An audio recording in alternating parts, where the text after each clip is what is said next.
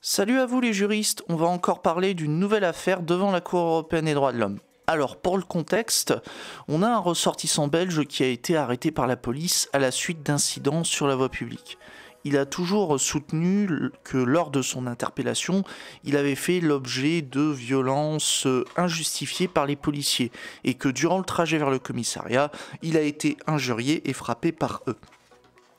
Ensuite, le requérant a tenté une action contre la police, sans succès, et a porté l'affaire devant la Cour européenne des droits de l'homme, pour violation notamment des articles 3 et 6, paragraphe 1 de la Convention européenne des droits de l'homme. Autrement dit, pour traitement dégradant, inhumain, et pour atteinte à son droit à un procès équitable.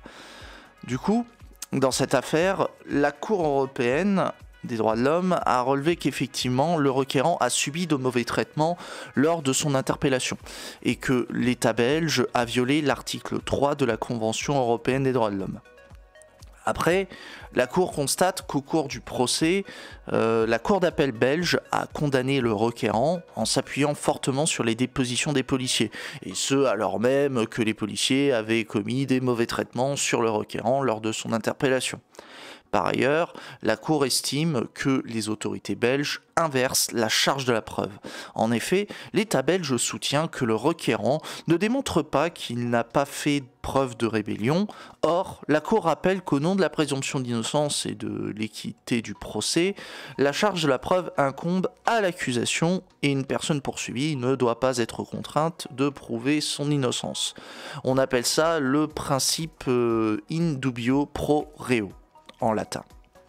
Autrement dit, c'est à l'État belge d'apporter la preuve de l'acte de rébellion et non à l'accusé. Mais pourtant, les autorités administratives et judiciaires belges ont méconnu cette exigence, ce principe.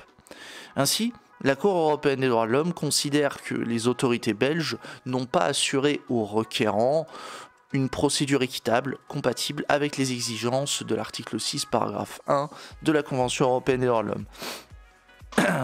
Pardon, excusez-moi. Bref, l'État belge est condamné pour violation de la Convention, pour avoir violé la Convention européenne des droits de l'homme, en particulier le droit au procès équitable. Bon, que dire?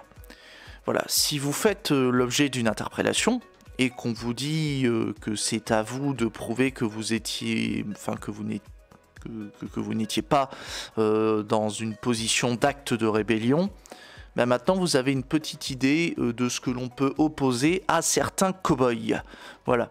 Oui, je vous rappelle que la France pourrait être condamnée si des affaires de ce type étaient portées par des Français devant la Cour européenne des droits de l'homme.